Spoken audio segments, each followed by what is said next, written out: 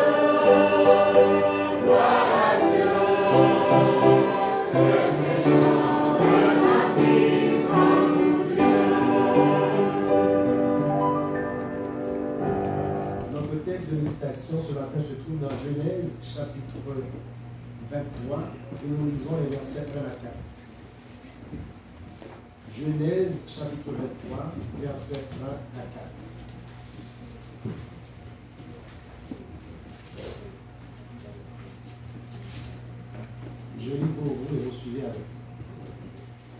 La vie de Sarah fut de 127 ans. Telles sont les années de la vie de Sarah. Sarah mourut à Kirjat Arba, qui est Hébron dans le pays de Canaan. Et Abraham vint pour mener deuil sur Sarah et pour la pleurer. Abraham se leva de devant son or et parla ainsi au fils de Heth. Je suis étranger et habitant parmi vous. Donnez-moi la possession d'un sépulcre chez vous, pour enterrer mon mort et l'ôter de devant moi. Que l'Éternel bénisse cette portion de sa parole. Je vous prie de vous asseoir et avec vous le pasteur de ce message. Merci.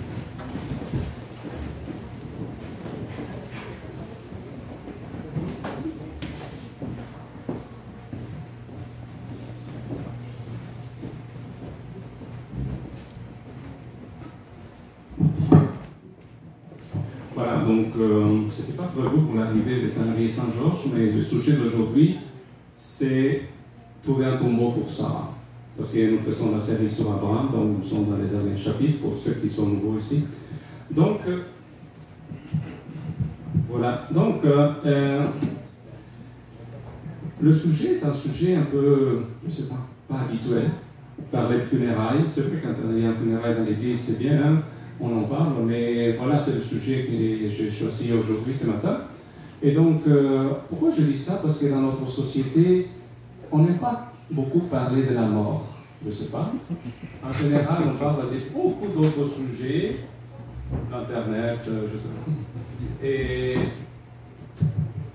D'accord? Oui. C'est bon, d'accord. Donc, mais la mort, ce n'est pas un sujet. D'ailleurs, notre société est faite pour que on repousse la vieillesse le plus possible. Hein. D'accord? Dans notre société, les gens vont vouloir être de plus en plus jeunes. Et pourtant, l'âge avance, hein, que l'on ne veut pas. Donc, on va faire de toutes sortes. Donc, les gens vont aller au gymnase, les gens vont faire des implantations capillaires, ils vont faire toute une série de choses, je ne vais pas toutes nommer là, pour essayer d'éviter de parler de la mort. Et il y a une chose que je cherchais dans les statistiques, semble-t-il, 50% des Canadiens ne font pas de testament. Et ils meurent sans faire de testament. 50%. Ça veut dire ils ne pensent pas qu'ils vont mourir. Hein. Mais s'il y a bien une chose dont nous sommes certains, c'est que quoi? Nous allons tous mourir un jour. Donc, il y a un texte qu'on connaît bien. Donc, je cite par exemple Hébreux chapitre 9, verset 27, qui dit « Car il est réservé aux hommes de mourir une seule fois, après quoi? Sur le jugement. » D'accord? Donc, s'il y a bien une certitude, c'est que nous allons tous mourir. Mais on n'en veut pas trop en parler. Et donc, c'est un sujet qui, voilà, aujourd'hui, on va le traiter quand même. Et, eh bien, ici, nous parlons, je disais, de l'enterrement de Sarah. Est-ce que quelqu'un d'entre vous a déjà été en Israël par hasard?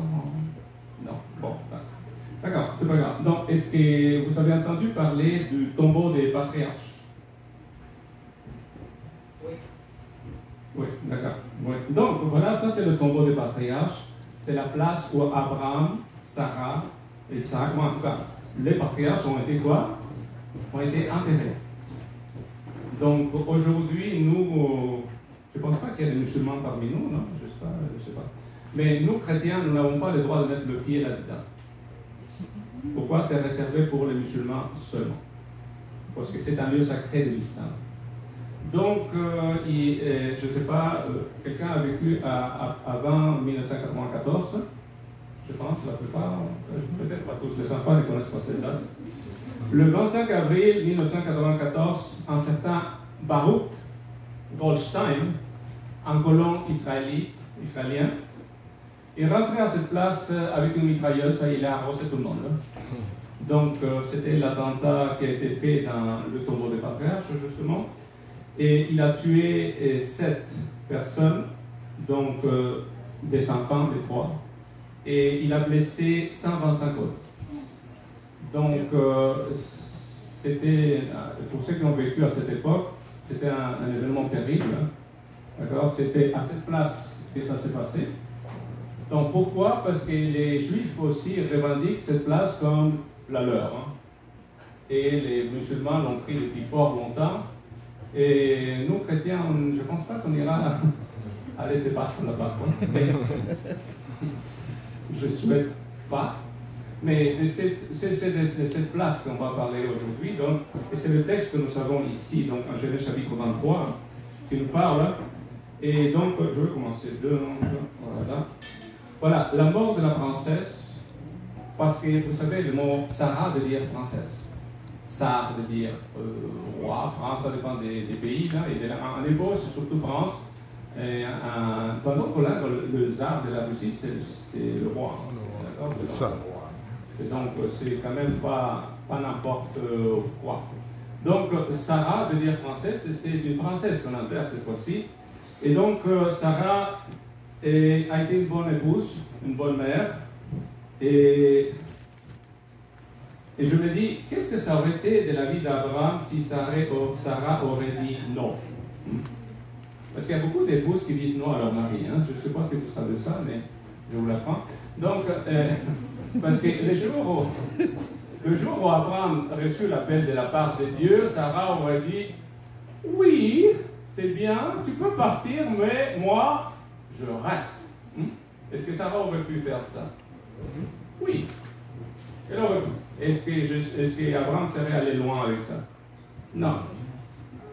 Mais Sarah a voulu bien suivre son mari dans l'appel que Dieu lui avait donné. Et il a été justement la mère de tous les croyants, comme elle. Hein? D'accord? Elle a suivi Abraham partout. Et vous savez, la vie des, comment ça s'appelle, un berger, parce que c'est ça qui était en quelque sorte, pas un berger, bon, un propriétaire des bétails, quoi. C'est ça, Abraham. Donc, c'est pas facile. On dort dans des tentes et on passe sa vie à quoi? À voyager.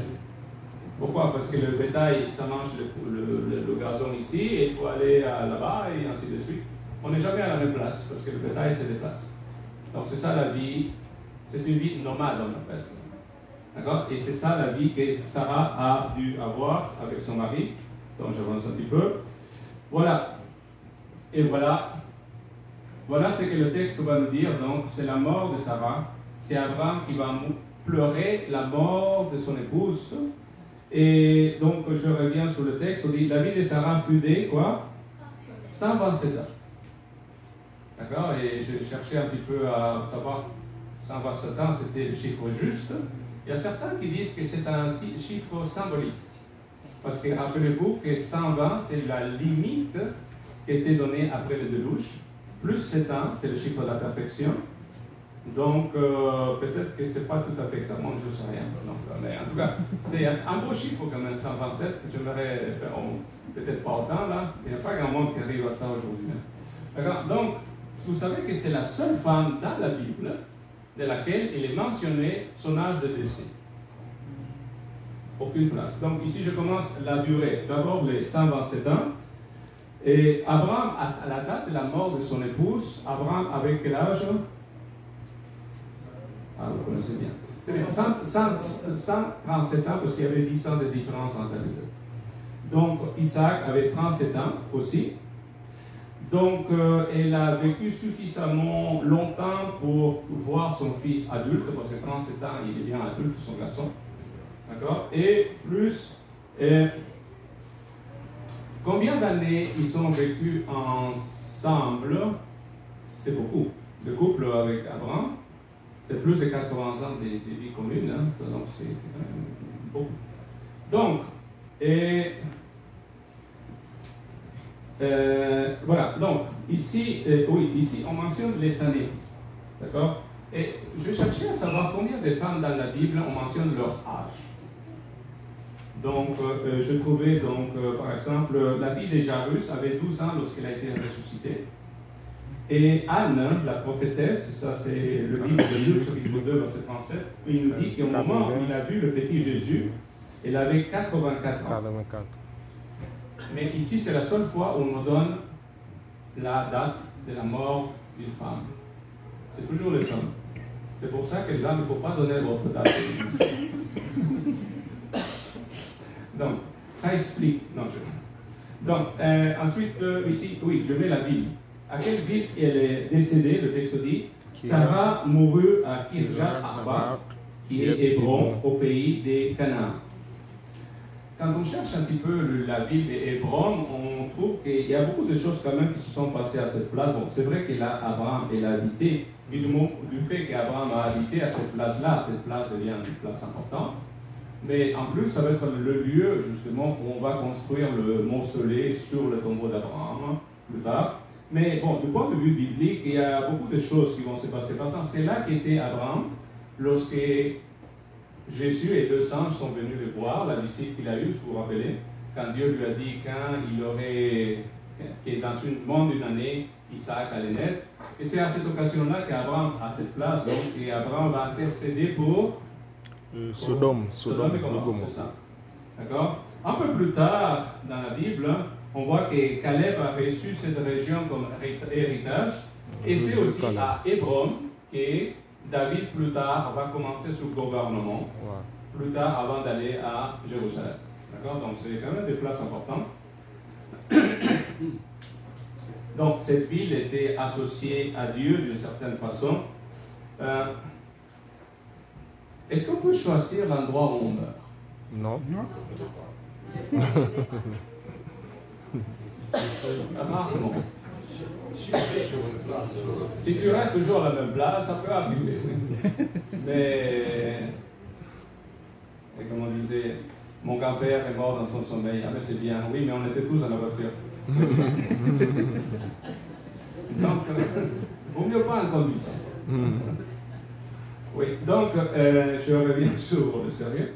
Et donc, oui, c'est la vie des... Oui, on ne peut pas choisir l'endroit où on meurt, mais on peut choisir la façon dont on vit.